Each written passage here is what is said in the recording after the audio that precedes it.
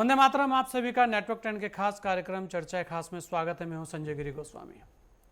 देवभूमि अपनी शांति, अध्यात्म और प्रकृति के लिए जाना जाता है, लेकिन अब भूमाफियाओं ने देवभूमि में कहर बरपाया हुआ है। आज एक बिल्डर की आत्महत्या की घटना से पूरे राज्य में सनसनी फैली है।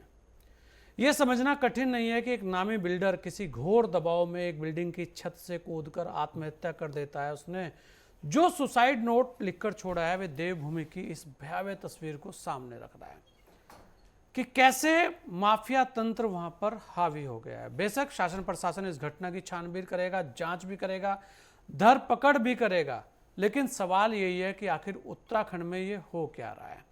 क्यों लगातार जमीन के माफिया वहां पर पैर पसार रहे हैं? बहुत सारी चीजें हैं, क्योंकि जब एक शब्द लिखा जाता है सेव माई फैमिली प्लीज, तब ये शब्द बहुत कुछ कहता है। और आज इसी पर हमारे साथ खास मेहमान जुड़े हैं, खास चर्चा है। हमारे साथ शेषपाल बिष्ट जी हैं, कांग्रेस प्रवक्ता हैं। हमारे साथ जोगेश्वर जोशी जी हैं, वरिष्ठ पत्रकार हैं। हमारे साथ गणेश पाठक जी हैं, वरिष्ठ पत्रकार हैं। आप सभी लोगों का बहुत बहुत स्वागत है। मैं गणेश पाठक जी सबसे पहले आप ही के पास आ रहा हूं। अगर आप देखें गणेश पाठक जी की देहरादून अपने आप में बहुत सुंदर एक जगह थी। देहरादून देवभूमि का द्वार भी है एक तरीके से आप देखें। उसके बाद इस देवभूमि के अंदर लगातार जो भू माफिया है वो सक्रिय रहे। ऐसा नहीं है कि सरकारों ने उन पर कार्रवाई नहीं की, बहुत सारे लोगों पर कार्रवाई की है, लेकिन उसके बाद भी लगातार इस तरीके के मामले बढ़ते हैं। लेकिन आज की जो घटना रही है, एक बड़े व्यक्ति ने आत्महत्या कर ली, धमकाने से आत्महत्या कर ली, जो हजारों फ्लैट बना चुका और आगे बना रहा था। तो यहां पर बहुत सारे सवाल खड़े होते हैं कि क्या केवल एक आदमी के दबाव बनाने से उस व्यक्ति ने आत्महत्या कर ली, या इसके तार कहीं और भी जुड़े हैं, या इसके पीछे और भी बहुत सारे कारण हैं? गणेश पाठक जी क्या कहेंगे, आप कैसे देखते हैं? आप देखिए संजय जी, ये बहुत ही दुखद घटना है। और आप ये देखिए कि देहरादून द्रोण नगरी के नाम से विख्यात है। इसका जो हमारा प्राचीन इतिहास है और जो इसकी खूबसूरत आबो हवा है, वो देश और दुनिया में जानी जाती है। पहले राज्य बनने से पहले जो देहरादून है, वहां पे ब्यूरोक्रेट्स, रिटायर्ड मिलिट्री के अफसर, वहां के स्थानीय लोग और यही लोग रहा करते थे। लेकिन राज्य गठन के बाद, जैसे राज्य गठन हुआ, उसके बाद ही 2000 से ही देहरादून में भूमाफियाओं का खेल शुरू हो गया था। आप ये देखिए कि इस भूमाफिया का जो खेल है, इसमें ब्यूरोक्रेट्स, टेक्नोक्रेट्स और पॉलिटिशियन, इन सब की साठगांठ है। ये इसमें कोई अछूता नहीं है। इनकी साठगांठ एक ऐसी ऐसी स्थिति उसने पैदा कर दी है कि एक बहुत बड़ा बिल्डर सुसाइड करता है, और वो सुसाइड के बाद, सुसाइड करने से पहले सुसाइड नोट लिखता है। आपने बीच में देखा होगा कि मीडिया में बहुत ज्यादा खबरें आई हुई थी इसी सिलसिले को लेकर, और ये बहुत ही एक सीरियस मैटर है। अगर इस सीरियस मैटर को अगर हमने देखना है, तो इसके लिए सरकार को बहुत ही उच्च स्तरीय जांच की जरूरत, उच्च स्तरीय जांच करनी चाहिए। अगर सरकार ने अगर मौका अगर इसमें का अगर खो दिया, जो ये बिल्डर ने सुसाइड किया है, अगर सही तरीके से अगर इसकी जांच नहीं हुई और दोषियों को सजा नहीं दी गई, तो आप ये मान के चलिए कि ये घटनाएं ज्यादा बढ़ेंगी और इनकी पुनरावृत्ति बहुत ज्यादा होगी। आप वैसे भी देख लीजिए कि पिछले 24 साल में जो देहरादून का जो फेस बदला है, जो भूमाफियाओं की करामात, भूमाफियाओं ने एक नए कनायत बसाई है, वो कई चीजें, कई सवाल पैदा करती है। आप देख लीजिए, आप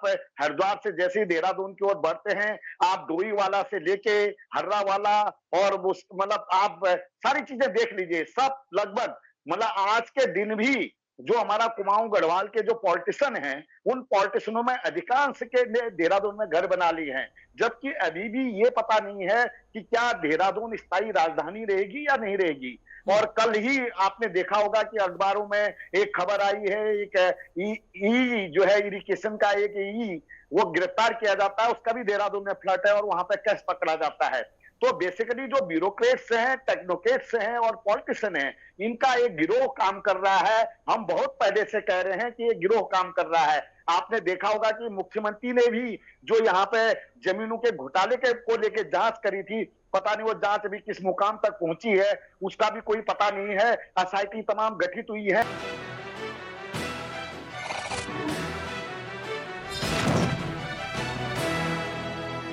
वंदे मातरम। आप सभी का नेटवर्क 10 के खास कार्यक्रम चर्चा खास में स्वागत है। मैं हूं संजय गिरी गोस्वामी। देवभूमि अपनी शांति, अध्यात्म और प्रकृति के लिए जाना जाता है, लेकिन अब भूमाफियाओं ने देवभूमि में कहर बरपाया हुआ है। आज एक बिल्डर की आत्महत्या की घटना से पूरे राज्य में सनसनी फैली है। यह समझना कठिन नहीं है कि एक नामी बिल्डर किसी घोर दबाव में एक बिल्डिंग की छत से कूदकर आत्महत्या कर देता है। उसने जो सुसाइड नोट लिखकर छोड़ा है, वे देवभूमि की इस भयावह तस्वीर को सामने रख रहा है कि कैसे माफिया तंत्र वहां पर हावी हो गया है। बेशक शासन प्रशासन इस घटना की छानबीन करेगा, जांच भी करेगा, धरपकड़ भी करेगा, लेकिन सवाल यही है कि आखिर उत्तराखंड में ये हो क्या रहा है? क्यों लगातार जमीन के माफिया वहां पर पैर पसार रहे हैं?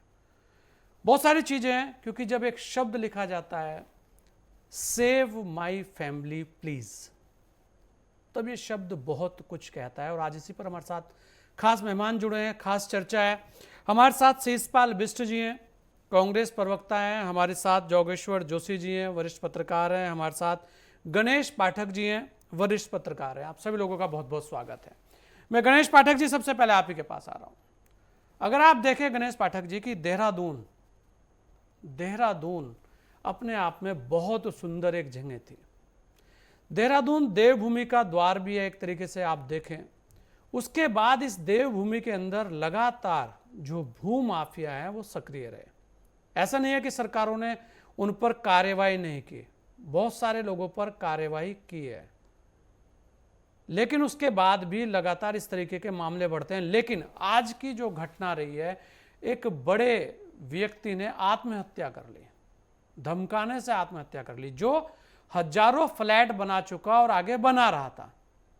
तो यहां पर बहुत सारे सवाल खड़े होते हैं कि क्या केवल एक आदमी के दबाव बनाने से उस व्यक्ति ने आत्महत्या कर ली, या इसके तार कहीं और भी जुड़े हैं, या इसके पीछे और भी बहुत सारे कारण हैं? गणेश पाठक जी क्या कहेंगे, आप कैसे देखते हैं? आप देखिए संजय जी, ये बहुत ही दुखद घटना है। और आप ये देखिए कि देहरादून द्रोण नगरी के नाम से विख्यात है। इसका जो हमारा प्राचीन इतिहास है और जो इसकी खूबसूरत आबो हवा है, वो देश और दुनिया में जानी जाती है। पहले राज्य बनने से पहले जो देहरादून है, वहां पे ब्यूरोक्रेट्स, रिटायर्ड मिलिट्री के अफसर, वहां के स्थानीय लोग और यही लोग रहा करते थे। लेकिन राज्य गठन के बाद, जैसे राज्य गठन हुआ, उसके बाद ही 2000 से ही देहरादून में भूमाफियाओं का खेल शुरू हो गया था। आप ये देखिए कि इस भूमाफिया का जो खेल है, इसमें ब्यूरोक्रेट्स, टेक्नोक्रेट्स और पॉलिटिशियन, इन सब की साठगांठ है। ये इसमें कोई अछूता नहीं है। इनकी साठगांठ एक ऐसी स्थिति उसने पैदा कर दी है कि एक बहुत बड़ा बिल्डर सुसाइड करता है, और वो सुसाइड के बाद, सुसाइड करने से पहले सुसाइड नोट लिखता है।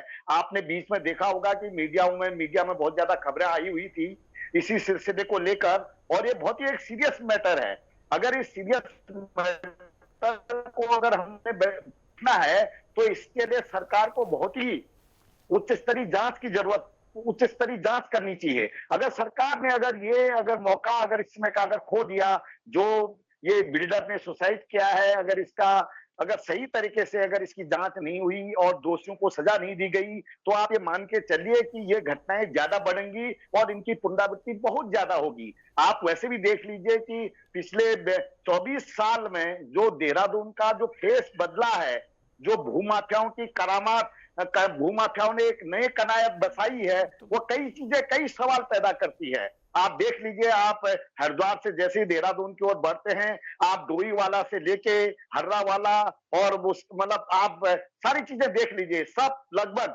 मतलब आज के दिन भी जो हमारा कुमाऊं गढ़वाल के जो पॉलिटिशियन हैं, उन पॉलिटिशियनों में अधिकांश के ने देहरादून में घर बना लिए हैं। जबकि अभी भी ये पता नहीं है कि क्या देहरादून स्थायी राजधानी रहेगी या नहीं रहेगी। और कल ही आपने देखा होगा कि अखबारों में एक खबर आई है, एक जो है इरिगेशन का एक वो गिरफ्तार किया जाता है, उसका भी देहरादून में फ्लैट है और वहां पे कैश पकड़ा जाता है। तो बेसिकली जो ब्यूरोक्रेट्स हैं, टेक्नोक्रेट्स हैं और पॉलिटिशियन हैं, इनका एक गिरोह काम कर रहा है। हम बहुत पहले से कह रहे हैं कि ये गिरोह काम कर रहा है।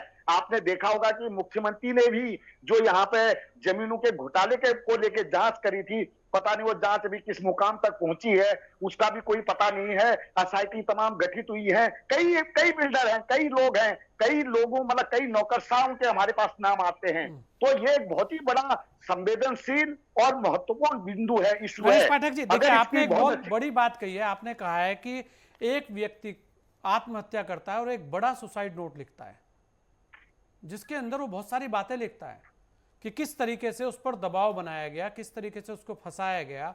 यहां तक है कि पुलिस ने तुरंत कार्रवाई की और ऐसा बताया जा रहा है कि जो दोषी हैं, हो सकते हैं, उन लोगों को तत्काल कार्रवाई करते हुए जिनके नाम आए थे उनसे पूछताछ जारी है। लेकिन यहां फिर वही सवाल आता है कि जो सुसाइड नोट में उन्होंने एक और शब्द लिखा है, save my family please. Ganesh Pathak ji, ये एक बड़ी चीज है, मतलब कि ये बता रहा है कि इसके अलावा भी उसे बहुत बुरे तरीके से धमकाया जा रहा होगा, क्योंकि आत्महत्या जैसा कदम आदमी जब भी उठाता है गणेश पाठक जी, जब उसके सारे रास्ते बंद हो गए हों, मतलब कि जब उसे लगा कि अब इसके बाद कोई रास्ता ही नहीं है, तब उसके बाद इस तरीके का कदम उठाया जाता है। तो इस मामले को लेकर ऐसा भी कहा जा रहा था कि इस मामले को लेकर मुख्यमंत्री जी बड़े सख्त हैं और उन्होंने इस मामले को लेकर कड़े संदेश भी दिए हैं। लेकिन उसके बाद भी आपको नहीं लगता कि जिस तरीके से जो ये भूमाफियाओं का जाल और जिस तरीके से बड़ी बड़ी बिल्डिंगें लगातार वहां बढ़ती चली जा रही है, ये और भी बहुत कुछ इशारे कर रहा है?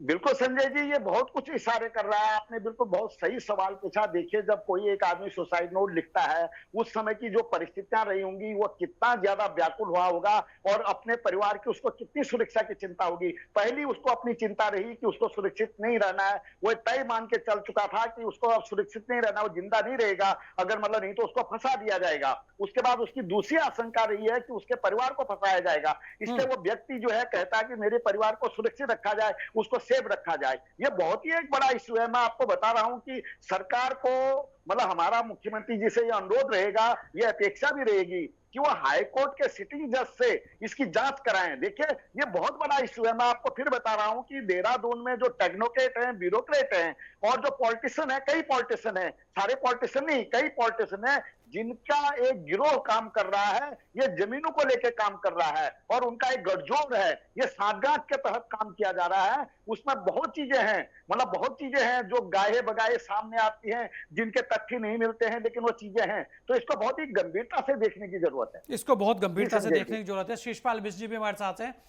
शीशपाल जी, अगर आप देखें, एक बहुत बड़ा मामला है, जैसे कि गणेश पाठक भी कह रहे हैं कि इस तरीके का अगर कोई हादसा होता है तो उस पर वास्तव में जो जांच है वो उच्च स्तरीय जांच होनी चाहिए। और इसकी बात और भी लोगों ने की, यहाँ तक की बात आ रही है, अगर हम सूत्रों के हवाले से कुछ बातें ऐसे भी आ रही हैं, अगर उन्हें देखें कि सीबीआई जांच की मांग भी इसमें हो रही है, ऐसी बातें की जा रही है।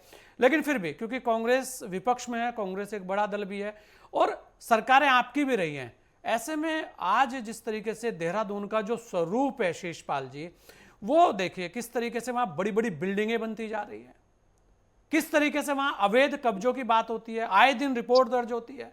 यहां तक कि एसआईटी का गठन करना पड़ गया कि देहरादून के अंदर अब तो रोज के रोज इस तरीके की घटनाएं आने लगी।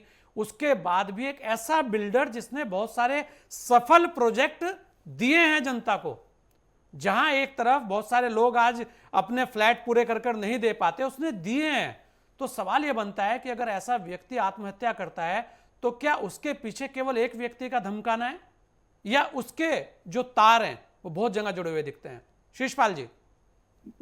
हाँ, देखिए संजय जी, आज जैसे ही सुबह ये खबर मिली कि सहनी बिल्डर्स ने जो है आत्महत्या कर दी, तो मुझे भी बहुत बड़ा धक्का लगा। और जितने भी लोग थे जिनसे बातें हुई, कोई इस पे विश्वास नहीं कर पा रहा था, क्योंकि इनकी प्रतिष्ठा बहुत ज्यादा थी और बिल्कुल जो है ईमानदारी से काम करने वालों में सहनी बिल्डर्स रहे हैं। और ऐसा व्यक्ति अगर आत्महत्या कर लेता है तो निश्चित तौर पर जो है राजधानी देहरादून में आम चर्चा होना स्वाभाविक बात थी। और उन्होंने जो है पूरा बाकायदा एक सुसाइड नोट लिखा है, उसमें जो है अपनी आत्महत्या के पूरे कारण लिखे हैं और प्रभावशाली लोगों पे उन्होंने आरोप लगाए हैं, उन पे से पूछताछ भी चल रही है। लेकिन ये इतना सामान्य मामला नहीं है जितना दिखाई दे रहा है, क्योंकि जैसा भी गणेश पाठक जी भी कह रहे थे कि वास्तव में राजधानी देहरादून ही नहीं, पूरे प्रदेश के अंदर जिस तरीके से भू माफिया का मकर जाल है। और आपको याद होगा गोस्वामी जी, हमने कुछ समय पहले ही डिबेटिंग की थी, जब यहाँ पर जो है सैकड़ों एकड़ जमीन खुर्द-बुर्द करने के मामले में यहाँ के एक प्रतिष्ठित वकील जो है अभी भी जेल में जी है। जी जिस जी, तरीके से जो है वो भी बहुत कि बड़ा स्टेट की मामला था जी। जमीनें, हाँ, बहुत बड़ा मामला था, अभी भी चल रहा है और नित नए खुलासे उसमें हो रहे हैं। यहाँ तक छोड़िए आप, नगर निगम जो चुनी हुई एक संस्था है, नगर निगम जो शहर वासियों की जो एक रहनुमा है, वहां से भी जो है राजस्व का रिकॉर्ड आप देखिए जिस तरीके से गायब हुआ और आज तक जो है उसका पता नहीं लगा, जो है उसमें लीपापोती। तो ये बहुत बड़ा रैकेट है, इसमें वास्तव में जो है कोई सामान्य लोग शामिल नहीं है, बड़े रसूखदार लोग हैं इसमें। अफसर शाही की भी एक बड़ी टीम है और जिस तरीके से आपने देखा है कि वो टी स्टेट की जमीनों की खुर्द-बुर्द में कई जो है रजिस्ट्रार जो है उसमें सम्मिलित पाए गए थे, लेकिन किन्हीं बड़े अधिकारियों पे अभी तक मैंने जो है उसमें गाज गिरती हुई नहीं देखी। केवल जो है कुछ छोटे-मोटे लोगों पे कार्रवाई हो गई, एक आध वकील जेल में है, क्योंकि जब तक रसूखदारों पर कार्रवाइयां नहीं होंगी, ये कॉकस तोड़ा नहीं जाएगा, तब तक जो है इस प्रकार की घटनाएं होती रहेंगी। और ये जो गुप्ता बंधु हैं, ये कोई छोटी-मोटी हस्ती नहीं है, इनके रसूख को जो है पूरी राजधानी जानती है। यहाँ तक है कि पूरा जो है देश ही जानता है, तो छोटे मोटे लोग नहीं है। अगर जो है इस तरीके का खेल चल रहा है, क्योंकि सैनी बिल्डर भी कोई छोटे मोटे आदमी नहीं थे, वो छोटे मोटे दबाव में आत्महत्या नहीं कर सकते, छोटे मोटे जो है कारण से जो है वो अपने परिवार को छोड़ के नहीं जा सकते। और जी उसके बाद भी देखिए उनको अपने परिवार की फिक्र है। तो आपने सही कहा कि जो है किस तरीके का जो है उनको धमकाया जा रहा होगा, किस तरीके का उन पे दबाव होगा, निश्चित तौर पर इसकी निष्पक्ष जांच होनी चाहिए। और ये पूरा रैकेट है, इसकी तो निश्चित तौर पर जब तक सीबीआई जांच नहीं होगी, क्योंकि हम कई मामलों में पहले भी संजय जी सीबीआई जांच की मांग उठा सकते हैं, लेकिन प्रदेश सरकार जो है कहीं भी विपक्ष की मांग को मानने के लिए तैयार नहीं है। लेकिन अब मुझे लगता है कि वो समय आ गया है, सरकार को भी इस पे विचार करना पड़ेगा कि ये जो है पुलिस के बूते की बात नहीं है इस रैकेट को तोड़ना, ये जो है प्रदेश सरकार के भी बस की बात नहीं है, सीबीआई ही इसमें कुछ कर सकती है। और जो आज निराशा का भाव लोगों में है, जो असुरक्षा की भावना जो है कारोबारियों में जो है घर कर गई है, आखिर इस तरीके से आप बताइए, इस तरीके से अगर प्रतिष्ठित लोग आत्महत्या करने के लिए मजबूर होंगे, आप छोटे मोटे लोगों की तो स्थिति का अंदाजा लगा सकते हैं संजय गिरी जी, वो कितने परेशान है। वो जो है आप एसआईटी की बात कर रहे थे कि गठित करनी पड़ी, आपको याद होगा कि जब भू माफिया का बहुत बड़ा मकर जाल यहाँ फैला, तमाम मामले आने लगे, तब हरीश रावत जी की सरकार ने जो है एसआईटी का गठन किया था और भूमि संबंधित सारे मामले उनको सौंपे थे। ये अब जो है आगे उसका कार्यकाल बढ़ाया गया है, लेकिन वो भी अपने उद्देश्यों में जो है कामयाब नहीं हो रही है, क्योंकि इस अच्छा तरीके शिषपाल से जी, अगर ऐसा नहीं है, विरोध एक चीज और है शिषपाल जी, अगर आप देखें जिस तरीके के बिल्डर थे, इनके बारे में बताया जाता है कि इनकी प्रतिष्ठा बहुत अच्छी थी और सभी लोग कहते थे कि भाई ये अच्छे व्यक्ति हैं और अच्छे इनके जो प्रोजेक्ट हैं अच्छे चलते हैं। ऐसा भी कहा जा रहा है कि कुछ प्रोजेक्ट्स को लेकर जो विवाद है, तो वो जो चीजें हैं वो भी कहीं ना कहीं सामने आनी चाहिए, वो पता लगना चाहिए कि इनके कितने प्रोजेक्ट इन्होंने दिए हैं, कितने प्रोजेक्ट पर इनके ताले पड़े हैं, कितने प्रोजेक्ट पर क्या कहीं इनके प्रोजेक्ट पर सील भी लगी है क्या, या कुछ और मामला है, क्योंकि अकेले एक मामले से तो इतना बड़ा व्यक्ति आत्महत्या नहीं कर सकता। शिषपाल जी, कहीं बड़ी चीज होगी, वो जो बड़ा है, जो बड़ा शब्द है वो हर बार आता है उत्तराखंड के अंदर कि बड़ा, लेकिन वो बड़ा फिर निकल के कुछ नहीं आता। नहीं, सैनी जी ने जिन कारणों से आत्महत्या की वो छोटे मोटे तो हो ही नहीं सकते। बताया हाँ। जा रहा है कि तमाम, जैसा आप कह रहे हैं कि कई जो इनके प्रोजेक्ट बंद हैं, उन पे कई कारणों से जो है इफेक्ट बट लगा हुआ है, तो बहुत ज्यादा दबाव में थे। और जिस तरीके से जो है वो आत्महत्या कर रहे हैं, तो इससे अंदाजा लग सकता है कि छोटे मोटे कारण रहे भी नहीं होंगे। अब क्योंकि जांच चल रही है, जांच से पहले जो है हमारा बहुत कुछ कहना उचित भी नहीं है, लेकिन हाँ। हमने जो है प्रशासन से यही मांग की है कि इसकी निष्पक्ष जांच हो, किसी भी दबाव में जांच नहीं रुकनी चाहिए, दूध का दूध और पानी का पानी जो है होना चाहिए। और ये जो पूरा जो रैकेट चल रहा है, अब हम देखते हैं जांच किस दिशा में आगे बढ़ती है, कि यह जो है जांच में लीपापोती होती है, न्याय होना चाहिए, क्योंकि एक होनहार व्यक्ति को जो है अपनी जान गंवानी पड़ी है। और तमाम जो अब मामले अभी तक दबे हुए हैं, मुझे लगता है कि इस प्रकरण के बाद सरकार जागेगी और सभी की जो है जांच कराएगी। और ऐसे लोगों को छूट नहीं होनी चाहिए, वो जो है किसी की भी जो है जान लेने पे तुले हुए, ये तो सीधे सीधे हत्या का मामला है, आत्महत्या का मामला नहीं है। उस पहलू पे भी जांच हो रही है। आपने एक व्यक्ति को इतना मजबूर कर दिया कि जो है वो आत्महत्या करने के लिए मजबूर हो गया। अभी तो 8वीं मंजिल से जो है ये नहीं पता कि किसी ने उनको धक्का दिया है या उन्होंने कूद के आत्महत्या की है। जांच चल रही है, इसीलिए मैं कह रहा हूं कि जल्दबाजी में मैं अपने स्तर से कुछ नहीं कह सकता। जांच के बाद ही सारी स्थिति साफ होगी। लेकिन मामला संदिग्ध है, बहुत बड़ा मामला है और निश्चित तौर पर जो है सरकार अगर इसको गंभीरता से नहीं लेगी, अगर लीपापोती करने का प्रयास हुआ गोस्वामी जी, तो निश्चित तौर पर जनाक्रोश भड़केगा और सरकार के लिए दिक्कतें होंगी। और मुझे लगता है कि जिस तत्परता से जो है गुप्ता बंधुओं के साथ पूछताछ हो रही है, उनकी गिरफ्तारी भी होगी और निश्चित तौर पर जो है उनके रसूख के आगे सरकार नहीं झुकेगी, ऐसा मैं जो है सरकार से कहना चाहूंगा। और बाकी इसके जो पर्दे के पीछे के जो पात्र हैं वो सबके सब सामने आने चाहिए। इसमें एमडीडीए के अधिकारियों का भी नाम आ रहा है, वास्तव में उनकी कोई भूमिका है या नहीं है, क्योंकि चर्चाएं तो बहुत कुछ है शहर में, लेकिन हर किसी की भूमिका की जांच होनी चाहिए। आखिर जो भू माफियाओं को संरक्षण है वो अपने आप तो है नहीं, उनको रसूखदार लोगों का ही है, अधिकारियों का भी संरक्षण है, राजनेताओं का भी संरक्षण है, इसमें कोई दो राय नहीं। क्योंकि उसी रसूख के चलते वो जो है मनमानी करते हैं, लोगों को जो है ठगने का काम करते हैं। छोटे मोटे पैमाने पे कोई करोड़ 2 करोड़ की ठगी का मामला नहीं है, लाख 2 लाख की ठगी का मामला नहीं है, ये बहुत बड़ा मामला है संजय जी। हाँ, और ये बहुत निश्चित बड़ा तौर पर मामला है, बिल्कुल शीशपाल जी, ये बड़ा मामला है, इसी पर इसलिए चर्चा हो रही है।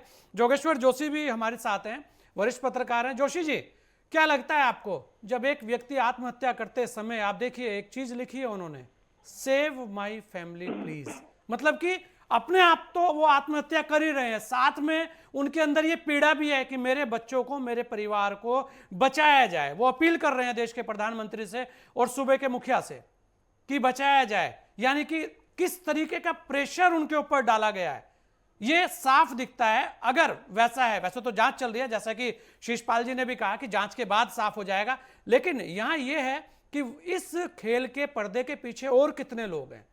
क्या एक व्यक्ति जिसने हर चीज टाइम से दी हो, उस व्यक्ति को लेकर अगर इस तरीके की चीजें हो तो क्या हो, तब बहुत सारे सवाल खड़े होते हैं। योगेश्वर जी। असल में सर, सबसे पहले तो ये सैनी साहब जो अभी जिनकी इस तरह से ये दुर्घटनावश डेथ हुई है, दरअसल में हम आज तक विकास को परिभाषित कर भी नहीं सके। एक शहर का विकास, एबनॉर्मल डेवलपमेंट हो रहा है। देहरादून क्या था पहले? आज देहरादून में बिल्डर्स और भूमाफिया या इस तरह के जो तत्व हैं उनकी फौज खड़ी हो रखी देहरादून में, और देहरादून का पूरा चरित्र बदल चुका है। एक साधारण ग्रामीण से लेकर के एक बड़ा व्यवसायी पूरी तौर से आकर्षित है, पूरा फिदा हो रखा पूरे देहरादून पर। और जब व्यवसायिक ये इस तरह के युद्ध होते हैं और बताते हैं कि ये जैसे रियल एस्टेट के मामले हैं या बिल्डिंग जो प्रोसेस होती है हमारे समाज में, वो उसमें भ्रष्टाचार के बहुत सारे किस्से हमने बचपन से सुनते आ रहे हैं, चाहे वो दिल्ली हो या देहरादून हो। आपको राजधानी भी वहीं चाहिए, वहीं पे इंडस्ट्री भी चाहिए, वहीं पर आपको सारी सुविधाएं चाहिए। आज शहर का स्वरूप आप बदल रहे हैं, पहाड़ों में आप 7-7 मंजिले भवन खड़े कर रहे हैं, और कोई ठीक है कुछ लीगल तरीके से काम भी हुए होंगे, उन्होंने अच्छा पैसा कमाया है, और मनोविज्ञान का भी एक अपना नहीं, इसका आत्मीयता का भी एक मनोविज्ञान होता है। उन्हें शायद और ज्यादा लड़ना चाहिए था, और उनको एक्सपोज वो लड़के ही कर सकते थे, मर के नहीं। भले ये चिट्ठी से काफी चीजें उद्घाटित होती हैं, और आमतौर पे मैंने देखा है सरकार एसआईटी बिठाए, कुछ बिठाए, सीबीआई बुलाए, अब एक लंबा लीपापोती का सिलसिला शुरू हो जाएगा। अब वो बात जहां से शुरू हुई, वो बात मुझे लगता है कि उसके भविष्य में कोई खास ऐसे लाभ समाज या सरकार को नहीं मिल सकेंगे, क्योंकि मैंने अक्सर देखा है घटना हो गई, फिर उसके बाद विपक्ष ने आवाज उठाई, सत्ता ने जांच के 2-4 वो बातें कर ली, उसके बाद होते होते वो पता नहीं कोर्ट में भी बड़ा लंबे समय तक ये बातें पड़ी रहती हैं। लेकिन बात इस चीज की है कि आपका एक खास विकास के संबंध में एक खास आपके पास अब समय आ गया है कि इस चीज को बिल्कुल ट्रांसपेरेंसी लाई जाए इस चीज में, कि किस तरह से ये गलत तरीके से जो है बाहर से कई एलिमेंट आ रहे हैं, टोटली आउटसाइडर जितने भी बिजनेसमैन आ रहे हैं यहाँ अच्छा जोशी इन्वेस्टमेंट जी, कर रहे हैं। एक चीज और है, ये बहुत सारे लोग आ रहे हैं, आप देखिए कि कितनी जल्दी से, कितनी तेजी से परमिशनें भी हो जाती हैं, कितनी तेजी से उनकी बिल्डिंगें खड़ी होनी भी शुरू हो बिल्कुल जाती सही है, है, यही और तो कोई सबके उस पे दायरे में। बाद में पता लगता है कि उस पे विवाद चल रहा है। हाँ जी, नहीं दरअसल में ये सारी बातें, इतनी सारी कथाएं चलती हैं, और एक परिणाम आपके सामने देख लिया कि कल जो सिंह साहब ने जो सुसाइड किया, एक इतने मजबूत व्यक्तित्व ने ये आत्महत्या की। अब ब्लेम कर सकते थे आप, लेकिन सबसे बड़ी चीज थी उन्होंने ये काम, इसकी जितनी दुख के साथ निंदा भी की जाए तो कम होगा, क्योंकि वो समर्थ व्यक्ति थे। अगर उन्हें लगता था कि कौन कौन साजिश कर रहे, तो उनके पास इसके मुकाबला करने के लिए अपने अंदर शक्ति पैदा करनी चाहिए थी। और जहां तक सरकार है, हर सरकार का काम करने का तरीका यही है। आपके हर क्षेत्र में ये घटनाएं कुछ दिनों बाद अखबारों में छपती हैं और आपका प्रसारण होता है उनका, धीरे धीरे उसमें कुछ चर्चाएं समाज में होती हैं और बाद में वो सब जो है ठंडे बस्ते में चले अच्छा जाती जोशी जी, हैं। ऐसा भी तो हो सकता है कि उस आदमी को ये लगा हो कि सामने इतने ताकतवर व्यक्ति हैं कि उनके सामने कुछ चलेगी नहीं। नहीं सर, मैं तो ये कहूंगा कि ताकत से नहीं, ताकत तो पैदा होती है साहब। भाई एक गरीब का भी बच्चा बड़ा बिल्डर बन जाता है, वो ताकत कहां से आती है? तो कम से कम एक प्रमाण तो देते, एक लीगली या कई और तरीकों से। हो सकता है वो गिर भी गए हों ऐसे, लेकिन उनका यह है कि नुकसान जरूर होता। वो अगर 500 करोड़ के होते तो 499 के हो जाते।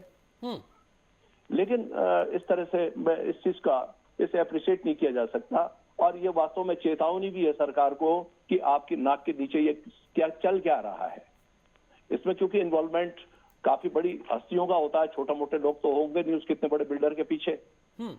तो मुझे साफ ये लगता है कि ये जांच का विषय है। जांच अगर जितनी जल्दी हो और उसके परिणाम सामने आए तो इससे लाभान्वित होंगी, और इसके अगर बाय द वे उनको दोषियों को दंडित किया जाए तो उससे जरा और लोगों का काम करने का साहस बढ़ेगा। नहीं तो मुझे ये लग रहा है कि काफी लोग जो होते हैं इस चीज से उनका आत्मविश्वास कम होता है।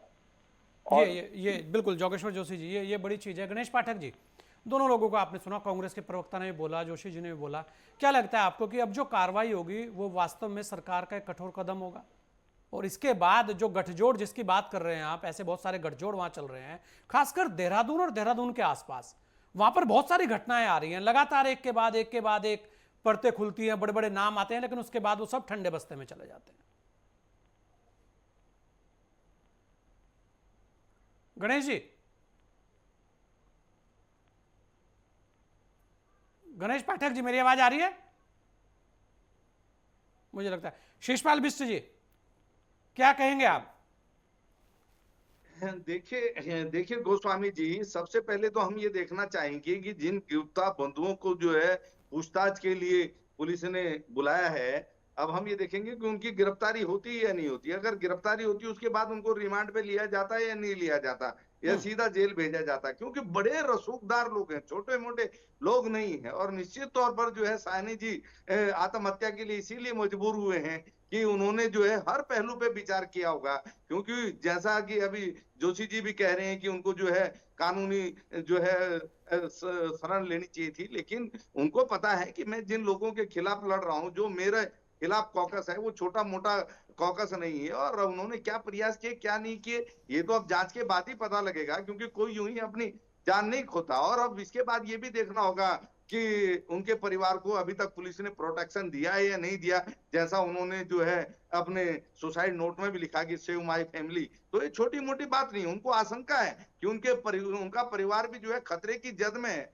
उनके अब ये कौन कौन खतरे की जद में, तो जांच से जो है निश्चित तौर पे साफ हो ही जाएगा, लेकिन उनको भी प्रोटेक्शन की आवश्यकता है। और इस पूरे मामले में जो है अगर पुलिस दबाव में काम करती है, सरकार अगर निष्पक्षता से जो है इस मामले को हैंडल नहीं करती है, तो निश्चित तौर पर यह मामला जो है पूरे प्रदेश व्यापी आंदोलन में भी बदल सकता है, क्योंकि सभी लोग जो है इस प्रकार के कॉकस को कहीं कोई छोटे मोटे रूप में झेल रहा है, कोई बड़े रूप में झेल रहा है, तो हर कोई परेशान है। तो निश्चित तौर पर जो है कार्रवाई का हम देखेंगे कि क्या स्वरूप होता है और सरकार जो है इसको किस तरीके से हैंडल करती है, क्योंकि अभी पूरी आशंका है कि जो है इसमें बहुत रसूखदार लोग हैं, दबे जुबान से पूरे शहर में जो है कई नाम जो है चर्चाओं में है। अभी खुल के कोई बोलने के लिए तैयार नहीं है, क्योंकि सारा मामला जो है जांच के अंदर है, जांच के दायरे में है। तो जैसे ही जांच आगे बढ़ेगी तो आप देखिए इसमें कई जो है बड़े नाम सामने आएंगे, और निश्चित तौर पर वो इतने हैवी वेट नाम है गोस्वामी जी, कि जो है कोई भी जो है उनसे लड़ने के बारे में सोच नहीं सकता। तो ये सारी चीजें हैं, यही तो चीज है। अब सारी आखिर जांच वो जो में नाम निर्भर करेगा। है शेषपाल जी, वो जो नाम है